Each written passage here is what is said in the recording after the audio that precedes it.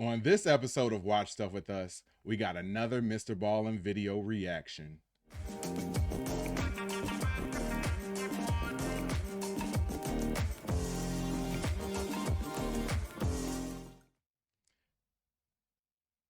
Thanks for tuning in to another episode of Watch Stuff With Us. I'm JD. I'm Katie. And we are back with MrBallen video reaction number 13. What? Like, we've done a ton of these. That's my lucky number. So Yes, this should be a good one. I know, it better be a good one. And this one is entitled Top 3 Places You Can't Go, But People Went Anyway. So, if you like these MrBallen video reactions, and it seems like people do, like, we've got a lot of subs from this, please hit that like button, hit the subscribe button, drop a comment below, and also hit that notification bell so that you're notified each and every time we go live with more MrBallen and so much more. Yes, all the things. So yes, do it now. But we're going to get started. Silent flight, holy flight. Around 11:30 a.m. August 14th, 2005, two Greek military fighter pilots flew in their jets high above Athens, Greece, following behind a Boeing 737 commercial airplane. This commercial airplane was Helios Airways Flight 522. It had left Cyprus at 9 a.m. that morning with 121 people on board, and it was scheduled to have landed in Athens 45 minutes earlier. But instead, shortly after takeoff, Flight 522's pilots had stopped responding to air traffic control, and now the plane was just circling right over the city. And so at some point, the military became concerned that perhaps Flight 522 had been hijacked, and at some point, the hijackers were going to crash the plane into a city. And so in response to that, they had sent up these two fighter pilots to see what was going on. Now, when the two fighter pilots arrived on station in the air right behind Flight 522, at first, they couldn't tell what the issue was. There was no fire or visible smoke or any damage to the aircraft. This is like one of my deepest fears. To be flying on a plane and then all of a sudden you see like the fighter jets going alongside you, because like the second you see that, like, it's no good. There's nothing good that's happening. Something's going on. Something real bad is going down when you see the fighter jet scramble to your side. So like that's always in the back of my mind when I fly somewhere. And that's just, it's making me nervous now because we're gonna be flying somewhere soon, and it's like, if I see fine. that, oh gosh, we're fine. Oh man, I hope this isn't like played back after there's been some kind of catastrophe. No, don't speak it into existence. I won't. Oh, okay, take it back. Everything's good. Everything's good. Yeah, reacting to a MrBallen video, and MrBallen ends up doing a video on us. And so the fighter pilots in tandem flew up alongside the plane so they could look inside the windows. And when they did, and they saw inside to the actual fuselage, they saw all the oxygen masks were dropped down in front of the passengers, and all the passengers had the masks on. However, all the passengers were passed out. Nice keeping. These masks strapped to their faces. Now, the fighter pilots had no idea if these passengers were unconscious, or dead, or some combination. But for right now, all they cared about was, are the pilots conscious and able to fly this craft? And so the two fighter pilots flew up until they were parallel with the cockpit, and they looked in the window, and they saw not the pilots. They saw the oxygen mask drop down, but the pilots were not there. Instead, they saw this one guy who was clearly not a pilot. He was not in a pilot uniform, looking out the window at them, just waving. Just some random guy. And so the two fighter pilots had no... Hey, guys! What's up? Hey, you know what? Everything is going bad, but I'm having my best life right now. I'm going to fly this plane and get us to where we need to go to. We're good. Everybody's good. They're just taking a nap. Yeah, everybody. Everybody, the same time. Even the pilots. Simultaneous nap. It's fine. No idea what to make of this. Before the fighter pilots could even begin to react to whatever was going on here, this random guy in the cockpit looked out at one of the fighter pilots and just began gesturing down with his index finger, and then a moment later, Flight 522 began to descend. To fully understand what happens next, we need to go back to just before 9 a.m. on the same morning. So 9 a.m. was takeoff, and right before, the crew of Flight 522 did their routine safety checks of the aircraft, and they determined that the craft was ready for takeoff. However, they had actually missed one crucial thing. There was a knob on the this aircraft that was switched to the wrong Aw, setting on man. the maintenance person right before takeoff, and nobody had noticed, so it wasn't put back to where it needed to be. And so Flight 522 wound up taking off on schedule, and at first everything was fine, totally normal. But about 2 minutes. Did they leave the windows down? Was that like the the child lock? And they left the windows down. Or I'm hoping something. I don't know, but I feel like this guy's kind of saving them, maybe. I don't know. Maybe. I hope so. How is he still awake? Yeah, I know. Began sounding on the aircraft, and then the oxygen mask dropped from the ceiling. And the reason for that is that knob that had been set to the wrong setting controlled how much breathable air was in the aircraft during flight. It basically had been switched to off. So there was nothing to breathe in the airplane. And so Dang. by the time these masks were dropping down, people on the plane were already passing out, including the pilots. They were passed out pretty much immediately. So how's this one guy still awake? And so it's absolutely chaos in this plane. Everybody's passing out except for one Knows how to person, regulate his 25-year-old breathing. flight attendant Andreas Perdomo, who, when the mask came down, he was awake, he was conscious, and instead of grabbing one of those masks from the overhead, he managed to connect himself to one of the emergency oxygen tanks. Now, the reason that's very important is the masks that drop down on an aircraft have a very limited supply of oxygen. But Andreas, who was actually training to be a pilot, was aware of that. Mm. Wow. Emergency oxygen tank, which had way more oxygen to it. And so suddenly he's breathing a much longer air source. He's looking around the plane, and everybody's passed out.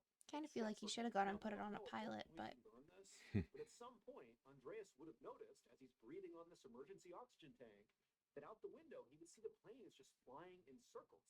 And it would have dawned on him that not only are the passengers out, but very likely so are the pilots. And so literally there's nobody flying this plane. And so he had a decision to make. Either he was going to just sit here until the plane crashed, or he was going to do something, like try to fly the plane. And that's what he ultimately decided to do. How'd he get in? So Andreas stood up, he took his oxygen tank, just knock. headed into the cockpit, Try the handle. moving aside But I thought that unconscious pilot. like the cockpits and stuff were locked, and that Well, you couldn't just walk in. I'm thinking there's probably a key somewhere on one of the flight attendants that he.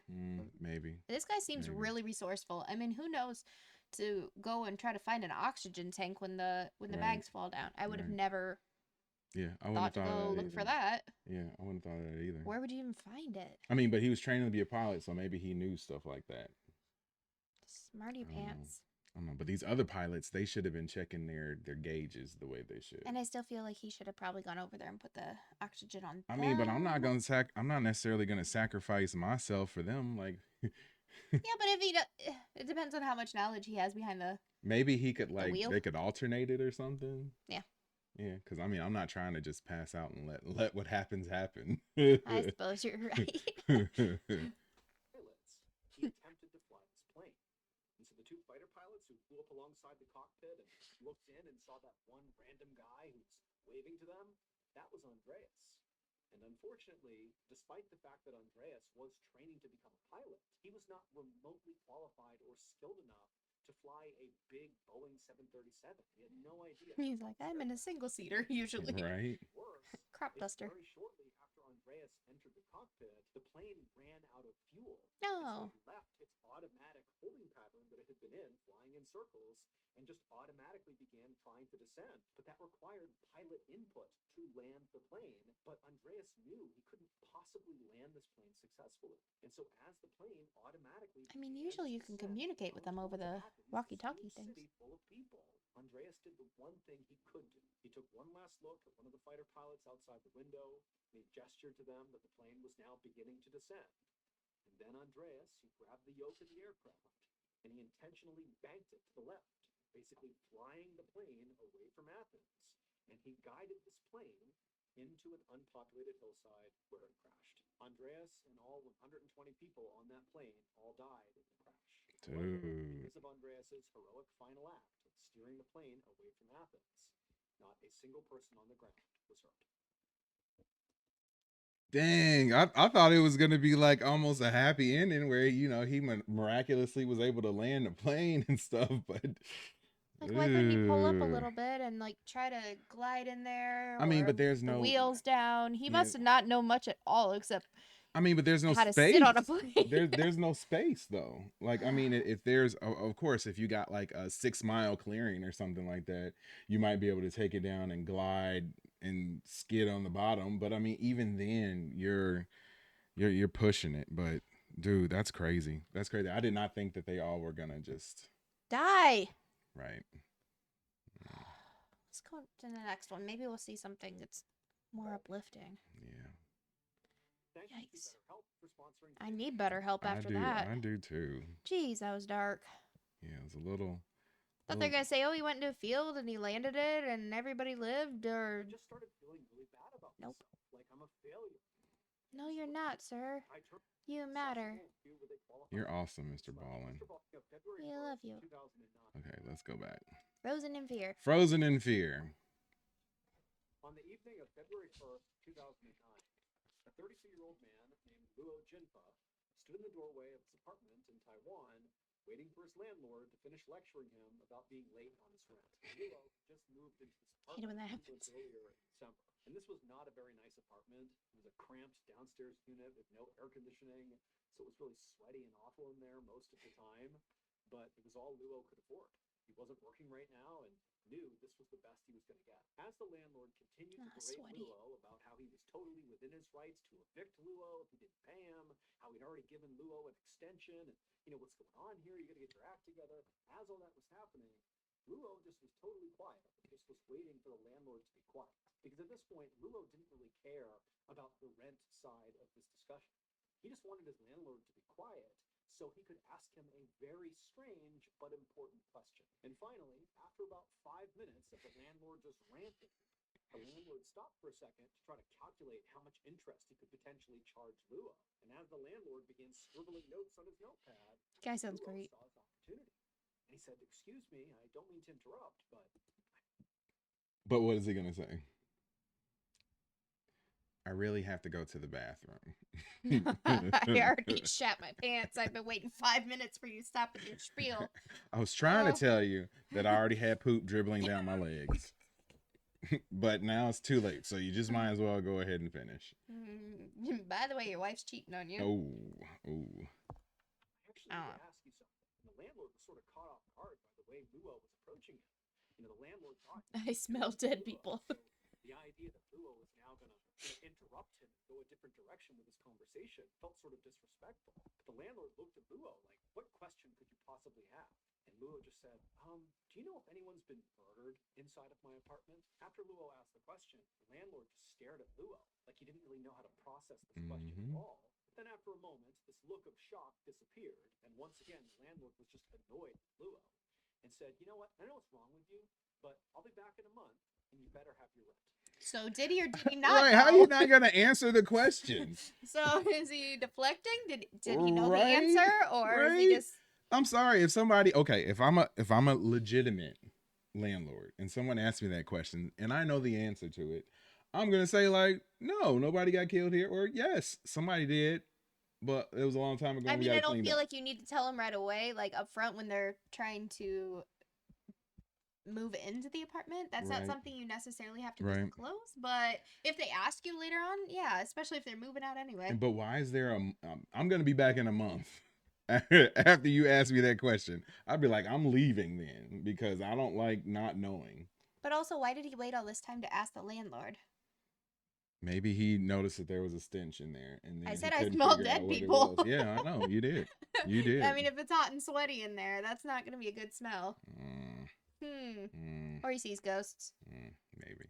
And the landlord just turned around and walked away without answering Luo's question. Now, Luo was pretty stressed out about paying the rent. I mean, he had no money and had no idea how he was going to pay his landlord in a month. Poor kid. But the much more pressing issue in Luo's That life smell. were the very strange things happening inside of his apartment, which is what prompted him to ask that strange question to his How landlord. long has he been dealing with So this? not getting an answer to Don't the know. question just made this whole situation that much more stressful for Luo. And so after the landlord disappeared down the hall, Luo kind of hesitantly turned back around and went back inside his apartment and shut the door. And immediately, he just felt terrified. 1 month later, on March 2nd, 2009, a day after the rent was due, Luo's landlord had still not received rent from Luo, and so he spent that entire day, March 2nd, calling Luo, trying Luo to get him on the dead. phone to be like, where's my money? But Luo wasn't answering his phone, and so eventually the landlord went to Yeah, Luo's apartment Luo, and knocked he on the door. gone. Frozen in Eventually, fear. when Luo didn't come to the door, the landlord just used his own key to let himself in. Now, the landlord didn't really know what to expect when he walked inside of Luo's apartment.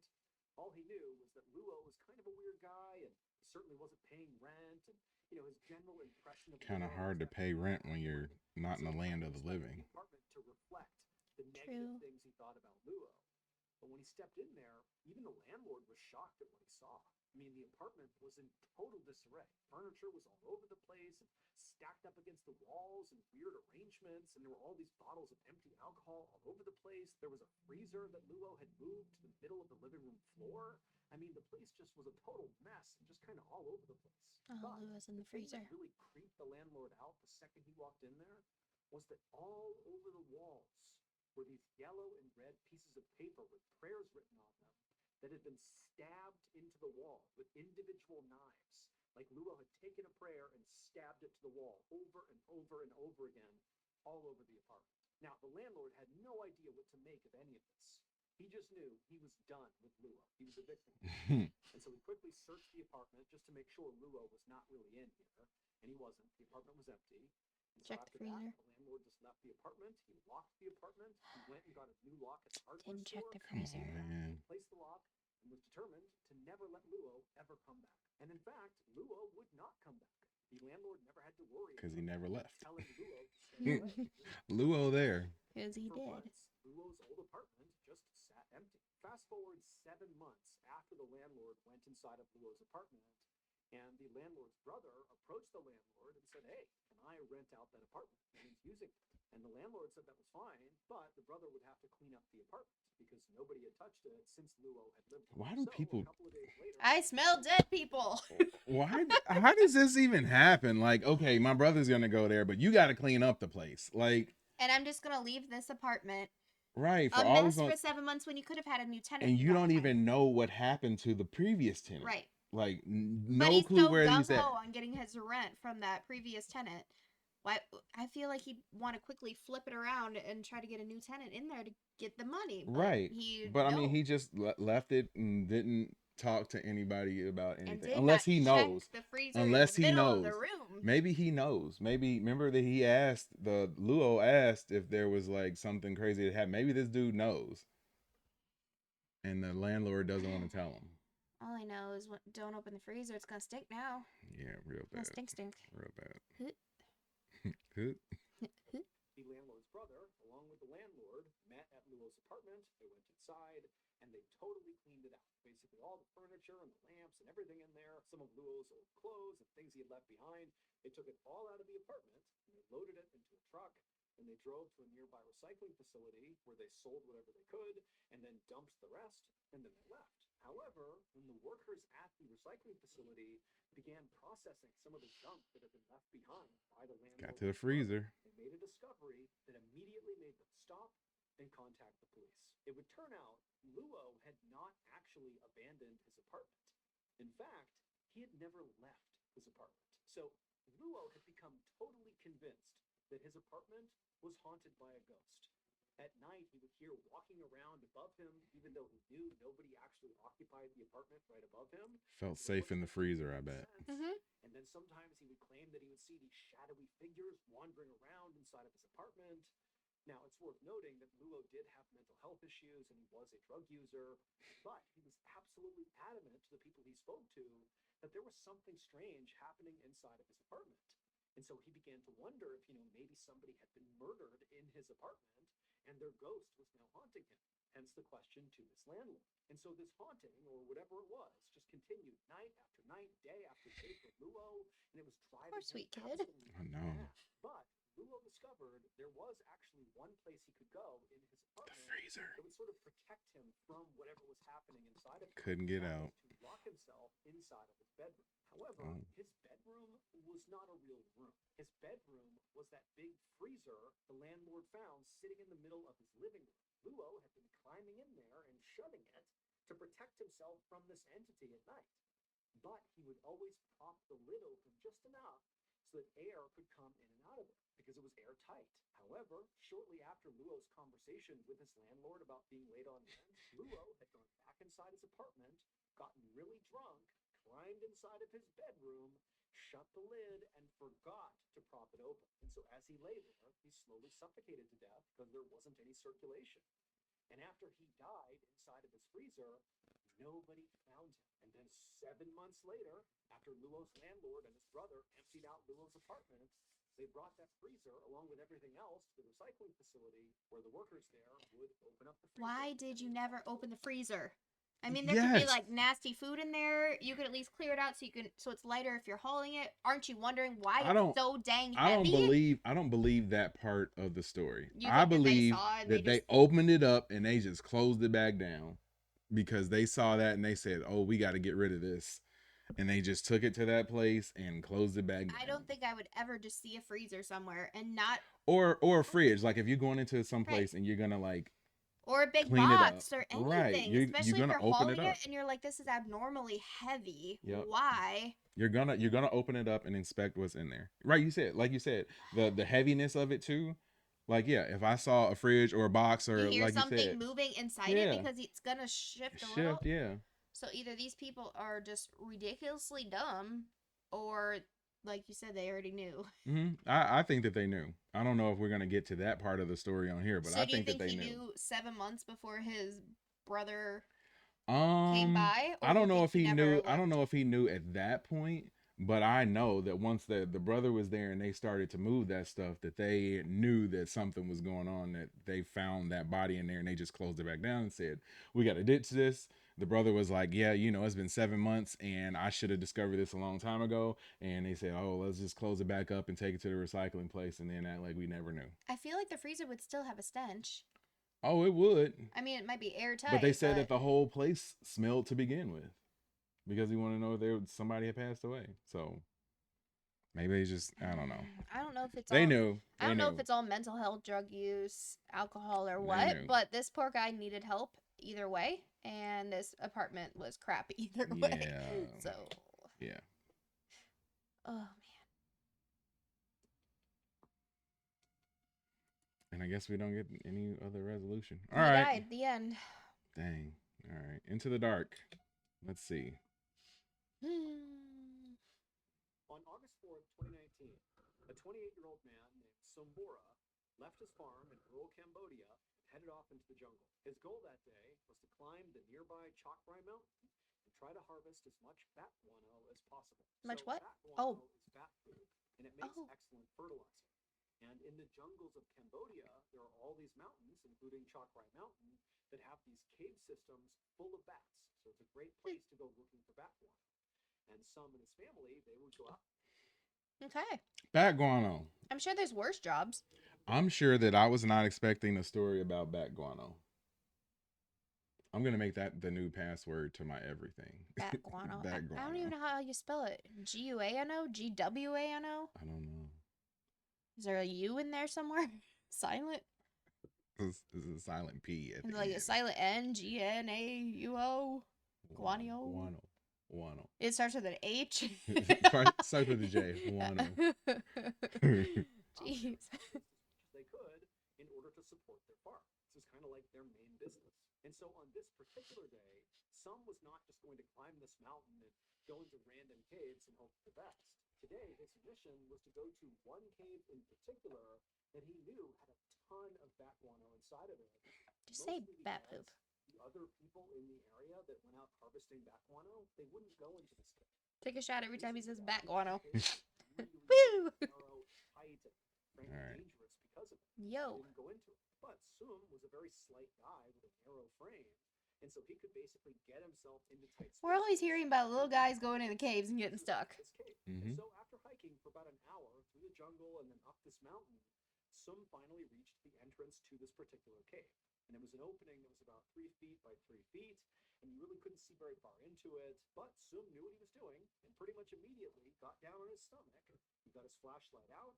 He took his guano bag, which had a long Guano. off of it, so he could drag it behind him, and he began wriggling his way into this opening. Now, the way this cave system roughly worked is there was this narrow entrance that went kind of straight ahead like a tunnel. Then periodically, as it continued along, there'd be these kind of like pockets, these openings where it would get big enough where Sum could actually get up onto his hands and knees and kind of move around a little bit. And it was inside of these pockets, these caverns.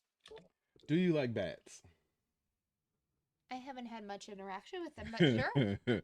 Nah, man. I think they're cute. I don't See? think I'd freak out if they're flying. I mean, it's like a bird flying, but you don't like birds. I don't so like they're birds. similar. Yes, and then that is like next level up from bird. So like, I'd that's save even you. worse. It's okay. That's even worse. Not It's okay. feeling it. No, not feeling them. I'll take care of you. And they look super spazzy and flappy too. They've got their like, little noses. Yeah. That's where most of their poop I think was. they're And so cute. all Sum was Oh, trying you to said do poop, not since he was guano. in this cave is get to these caverns and then do his harvesting. So Sum wriggled his way forward. He got through that first tunnel section and he entered the first cavern. Sure enough, there were quite a few bats on the ceiling, and there was all this bat guano, about a pound of bat guano. Mm. He scooped it Two. up, put it into his bag, and then he kept on moving. Do you have a poop bag? The next No. Is that like a dog poop bag? as he was making his way down that second stretch of tunnel, shining his light ahead, he saw what looked like the walls moving up ahead. He was looking into the next cavern. But he knew that was not actually the wall moving. It's the bats. It was a whole bunch of bats in the next cavern. And so from his perspective, It makes my skin crawl. way more bats in that cavern than this one. And so in theory, this next cavern More was going to guano. have a ton of bat guano. Potentially all you would need for this entire journey. After this next cavern. However, So he was about to hit the guano mother load. Yep. Look, the only cave you ever need. If you ever need it, it was like just flashing to him like, oh, this is all the fertilizer that I will ever Like, need. I don't have an issue with hundreds of bats. I have an issue with pounds and pounds of bat guano. Like, I don't want to be. Thousands and I don't thousands, want to be probably. walking through, Crawling looking at, through. touching pound after pound of poop. No, thank you. No, thank you. If the bats didn't poop, I'm Guano. guano. And if I say guano like that, what am I? I'm doing a reference from a certain movie and a character. Guano. Sounds like an Ace Ventura thing. Am I right? Yes. Ah! Yes. I I was only gonna say watched, like, if, one of his movies I was one gonna time. say like if you happen to know, drop the comment below. But she spoiled it, so yeah. You didn't tell me I wasn't supposed to guess. No, it's okay. I just didn't think you were gonna get it, but you got it. So oh well. Smart. Small problem. Now, Sum had come to this spot many times before, and he knew that going from the first cavern to the next cavern had a little bit of a hiccup. On the ground, as you crossed the threshold into this second cavern, was a crack in the ground that basically ran perpendicular to the way this tunnel ran. Now, the crack was only about 6 inches wide. Just fill it with some guano. But when you were over it, shining a light down into this crack, it was like it went on forever. It was like this unending hole in the earth. And so Sum always just got creeped out climbing over this crack because there was really no way to go around it. You really had to go right over the top of it because all he was thinking about was Go over what's it. down inside of this. So like Got to go through it. the crack doesn't look that big. Like they had a hammer there, so like why is it that difficult to go across it? So I mean, can he like just spread eagle and like just kind Yeah, of just climb lay like across this on over him. it, like scooch, scooch, scooch, your legs Yeah. out, just I think he'd scooch, be all scooch. right. Yeah. Starfish it. What was I that? don't know. What was that? A scooch, scooch, scooch, Scooch, scooch, scooch, scooch. Hole. Mm. It's reminiscent of how people are scared of really deep oceans, like thalassophobia. It's fear of what's down there. And so Sum just really didn't like it. But again, he knew there was going to be a ton of bat poop if he could just cross over that crack. And so it was worth it. Oh, the So poopies. he wriggled his way through the tunnel. He reached the crack. He kind of shined his light down. And again, saw just this never-ending pit that just shot straight down into the earth. But Sum took a deep breath. He wriggled over the top of it successfully. And after he crossed it and he was about to enter into the cavern to get this huge bat guano payload, he felt something tugging on him. And immediately he was terrified. He whipped his head around, wondering what could possibly be grabbing him. When he realized nothing was grabbing him, it was his guano bag that he dragged behind him with that big strap. It had gotten stuck on the crack itself. Sum was immediately relieved. Guano bag. Guano bag. Another password. This is just a resource for passwords. What's your password to your email? Guano bag. He Bag really of hyped up the dookies. idea that maybe there was some monster behind him or something, but there wasn't. And so he just kind of grabbed his strap and kind of jimmied the bag out of the crack. But as he did, He fell in. lost his flashlight. So he's moving the bag and he kind of fumbles the flashlight, and the flashlight rolled backwards into the crack. And as soon as this happens, Into Sue is watching the with horror as he's seeing the light kind of jostling around as it tumbles down into the crack. But then it comes to a stop. Like it didn't just fall endlessly into the earth. It got wedged at some point, and the light from the flashlight was actually shining straight up. So it was pretty near the surface. And so Sum's thinking to himself, okay, that's bad. I can't use my flashlight. Let me get it. I have to be able to see to get the bat poop and to get out of here. You don't But let really me just turn around and I'll reach into that horrible crack and I'll get my flashlight and everything will be okay. And so Sum carefully backed back down across the crack. And when he was looking straight down into the crack, he could see the flashlight. And it was wedged, pointing straight up, maybe a foot and a half or 2. Okay, for everybody that's watching this, note to self: never stare directly into the crack, ever. Ever. You might get some guano on you if you stare directly into the crack. The more you know. Now, Sum did Wow. not want to reach his arm into this crack. Learned For all the something reasons today. He's scared of the crack. He doesn't know what's down there. I need to start drinking when they say crack, because then I would have really been gone. I feel like we need to start having something when we do these Ballin videos because he Yes. kind of repeats things a lot. Yep. Yep. And he's kind of like stalling the stories out too, but that's Yep. fine. That's Yep. fine. It's MrBallen, you're good. Guano and cracks. You're good. Yep. Guano cracks. Crack guano. Another password. So Sum kind of backed himself up and mentally prepared himself. Cracks. And then reached into the crack and began blindly reaching down, hoping to grab this flashlight and yank it out as fast as he could. But as he reached, he couldn't quite get to the I have so many flashlight. jokes. So he began turning and twisting his body and forcing his I'm not going to say my jokes. I just have so many. Don't reach into the crack either. Never reach into the crack. You can go over, you can go around the crack.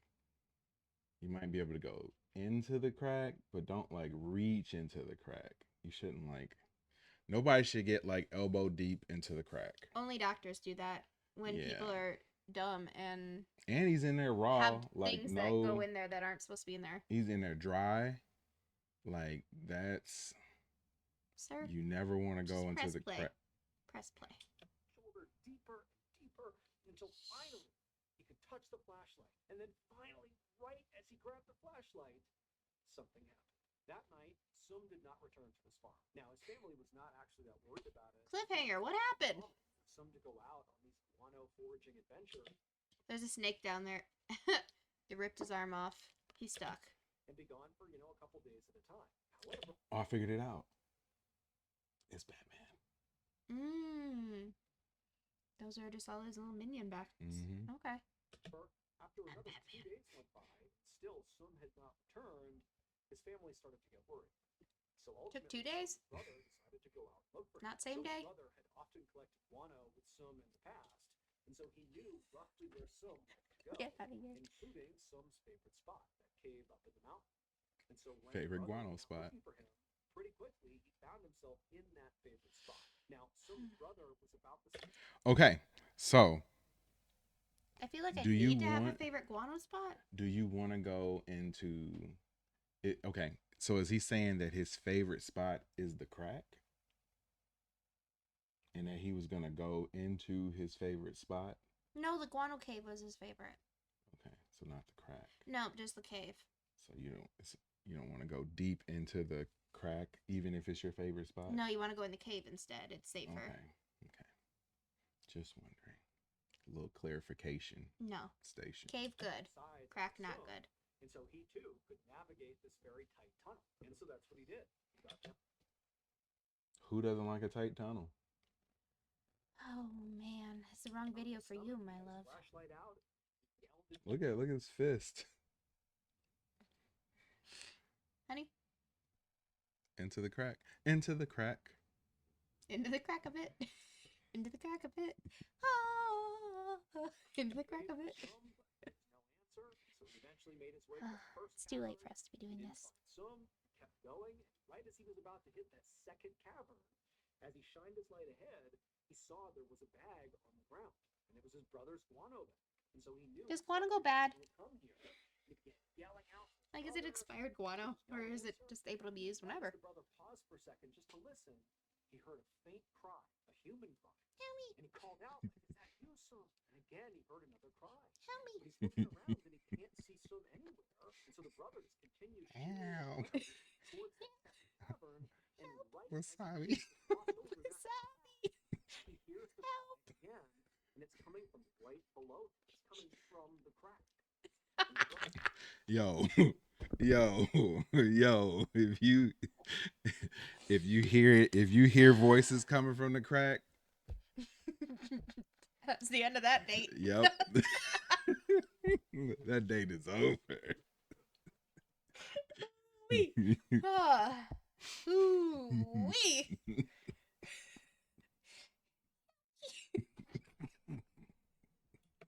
takes a flashlight and shines it straight down into Oh. and there, in the crack, Oh, was Sum. oh, How'd he get his holding body down there? I thought he was only reaching his arm. I know. Did he fall down? How do you? Oh, I got a picture of him. Who got that picture if they can't even see in the Right, crack? but okay, hold on. Ugh. Okay, look at this. I'm So- looking. I'm looking at He was it. going to get his flashlight Oh. and somehow ended up with his entire body in the crack.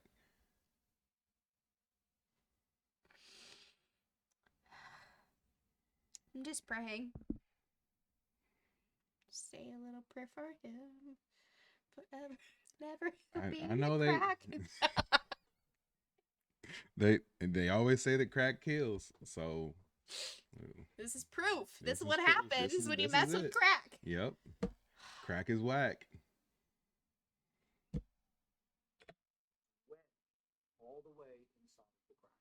It would turn out, a few days earlier, when Sum was in this cave reaching for his flashlight, he couldn't quite get his fingers around the flashlight. And so he kept turning his body more and more until his body was parallel with the crack itself. And then finally, It's right not as he's that leaning down important, against my the edge of guy. the flashlight, he rolled and fell into the crack. His whole body basically perfectly fit into the crack, and down he went several feet where he wedged into the crack. And then once he was wedged down there was nowhere to go. He was absolutely trapped. And so Sum laid in this crack for days, having no expectation he was going to get out. He was totally wedged, no food, no water. He was going to die, and he knew it. In fact, he actively wished he had a knife on hand so he could take his own life. But luckily for Sum, his brother would find him, his brother would go and help, and on the fourth day of Sum being trapped inside of this crack, rescuers were able to pull him out, and he would make a full recovery. Man. And the following week, he went back in the cave to go get more of Right. that poop. More guano, and then he went to his crack cave. Oh my god. All for a flashlight. I feel like I would try to get out without my flashlight. Yeah, It might take me a little longer not being able to see, but I feel like I could have felt That's my fine. way out I don't care how long it takes. It's better than risking my life trying to get into the crack. into the crack. Man. Well, that is number 13 reaction video for us doing MrBallen videos. I just said that like all kind of backwards and mixed up. That is the 13th video that we've done a reaction on that was created by MrBallen. That makes more sense. It's okay. You're flustered. I am like all that Lot of crack and guano and planes and I don't remember what the other story. Oh, freezer bodies. Like, Yeah. yo, this dude, MrBallen, comes up with some crazy stuff. But you know what's even crazier is that you're probably not subscribed to this channel.